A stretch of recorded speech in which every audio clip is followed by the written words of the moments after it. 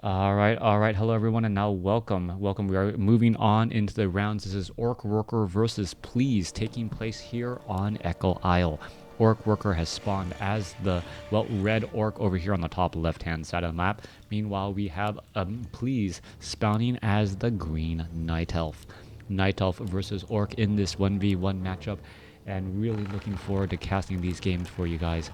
It's been a lot of fun as we are looking at an proximity Ancient of War, proxy Ancient of War, setting up to clear out this 3-3-3 creep camp. Now, Ultra of Storms Orc Burrow, we'll see what OrcWorker is trying to do here. Thank you for the follow. We'll see what he's trying to do here in just a little bit. Is he going to be going for an early barracks or a fast tech to tier 2? Based upon the number of peons queued, I'm assuming that he's delaying his barracks, and we may see a fast tech to tier 2 with a Farseer first. Coming back on the other end, we are looking at Tree of Life, Altar of Elders, Moonwells. Well, very big trees to go ahead and establish that Moonwell right there. Nice animation, as it is going to be a Keeper of the Grove. Keeper of the Grove going up against, oh no, it is going to be a solo Blade Master early on with a Voodoo Lounge. Now, timing on that, timing on the tech to tier 2 is going to be delayed. If we see a barracks now, I'm really curious as to OrcWorker's specific build order, as normally the barracks should be established. Sometimes there is genius play, and sometimes it is a mistake. It feels strange asking players sometimes. It's like, why did you do it this way? Like, oh, I was trying to figure out the strategic advantage, and like I'm hoping that they'll share some like deep strategy and training session, and they'll be like, oh yeah, I just made a mistake. I'm like, oh, okay.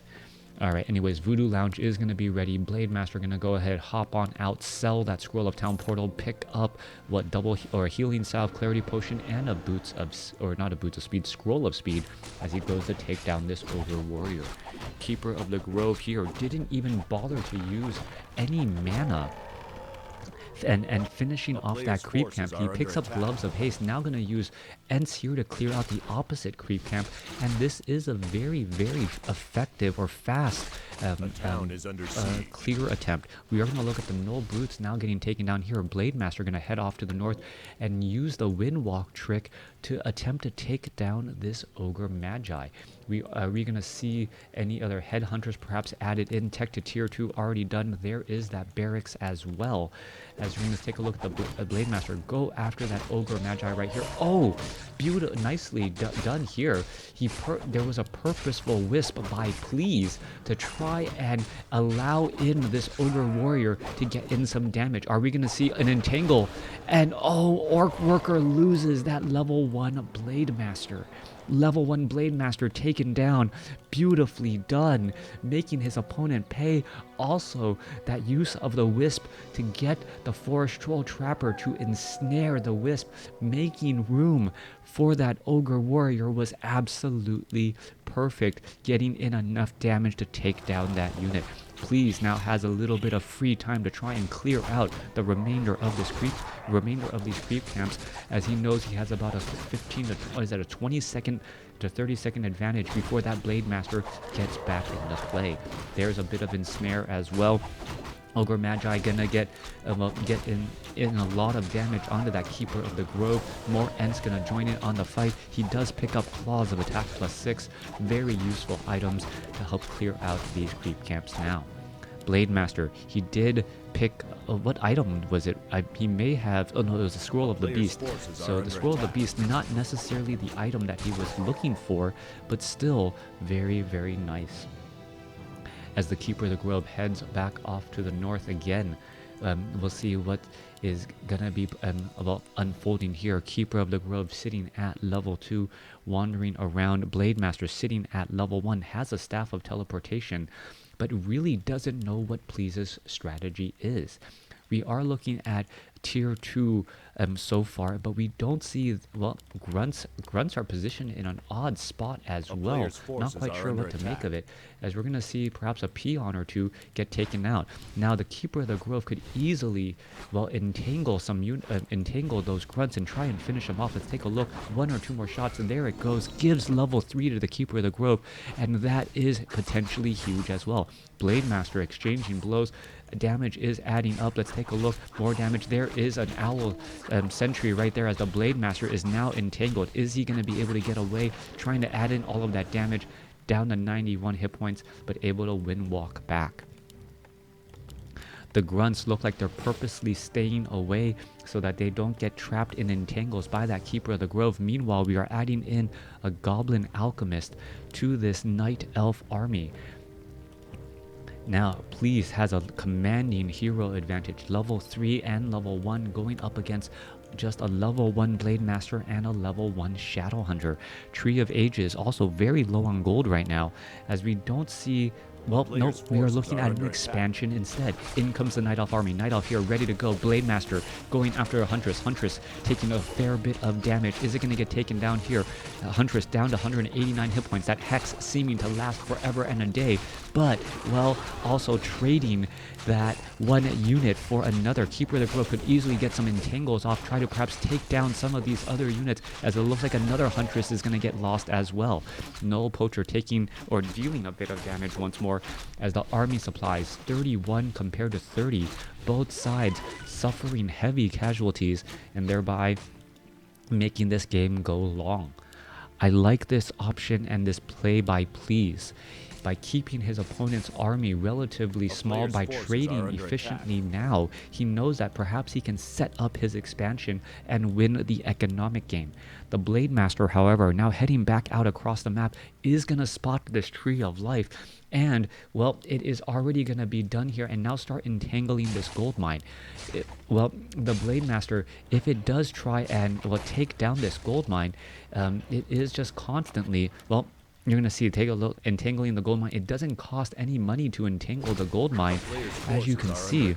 And it also keeps the Blade Master up in that position. However, Please could be very, down to 55 hit points. Now gets the Alchemist up to 135. There's a bit of healing spray to keep him alive and well.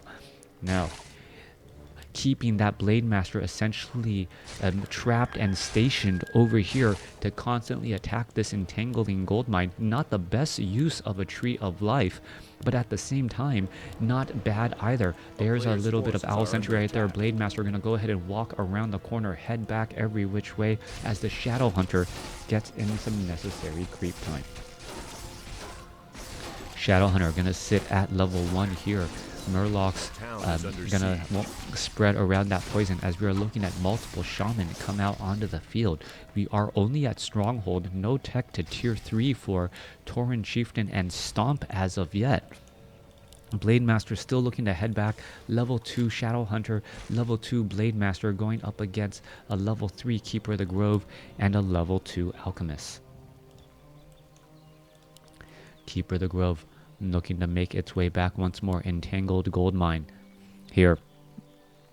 We'll see what will be coming of this. Keeper of the Grove now making its position known, as we're going to see a quick summoning of the Ents ready to engage. Only 2 Ents here. The Shaman are just going to be able to easily purge that.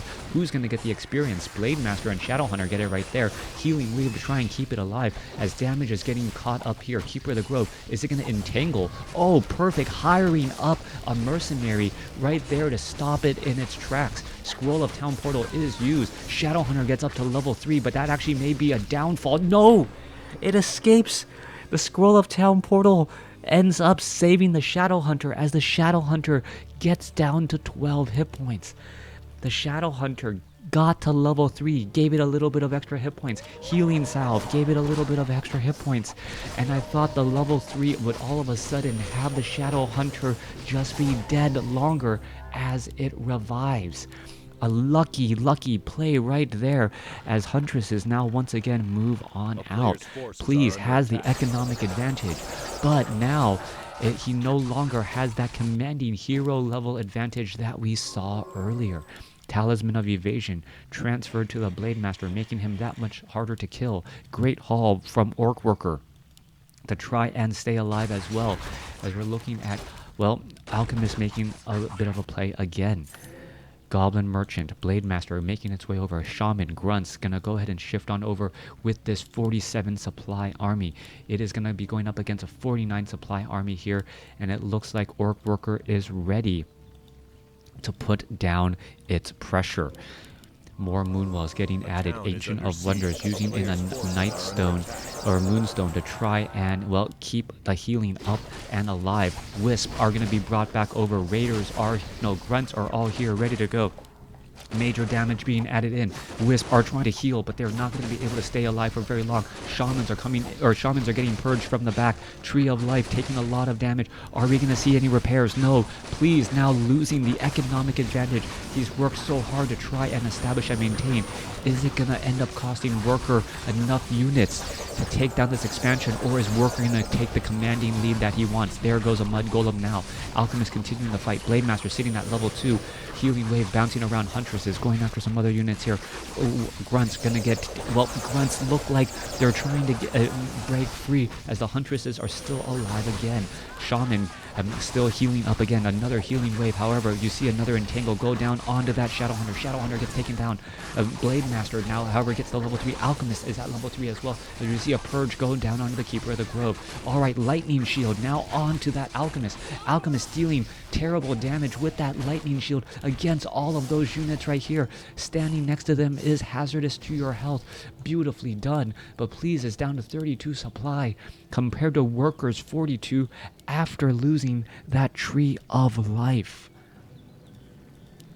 Expansion nearing up and running for Worker. Worker catching up rather nicely and should be ready to go in just a moment.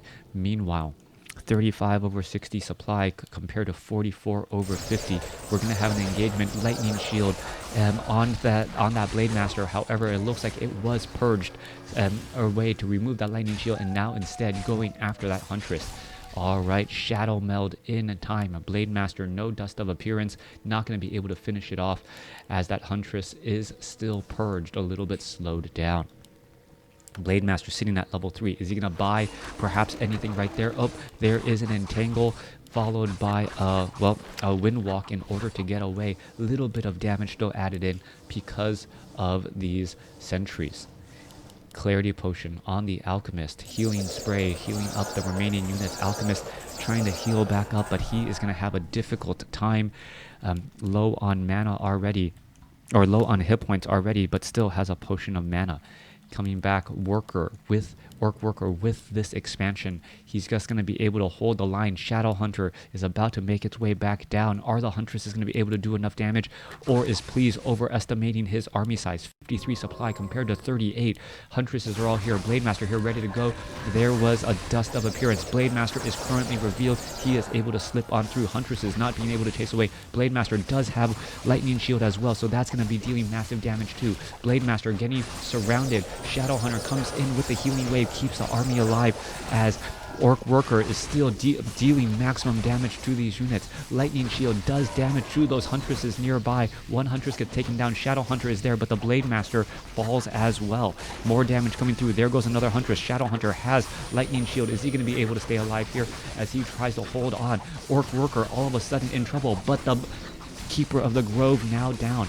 Level 3 Alchemist going up against a level 4 Shadowhunter, and that is the GG by Please. Alright, OrcWorker versus Please. OrcWorker coming back from being behind and getting the win. Thanks for watching. Thanks for listening. Hope you guys enjoyed it.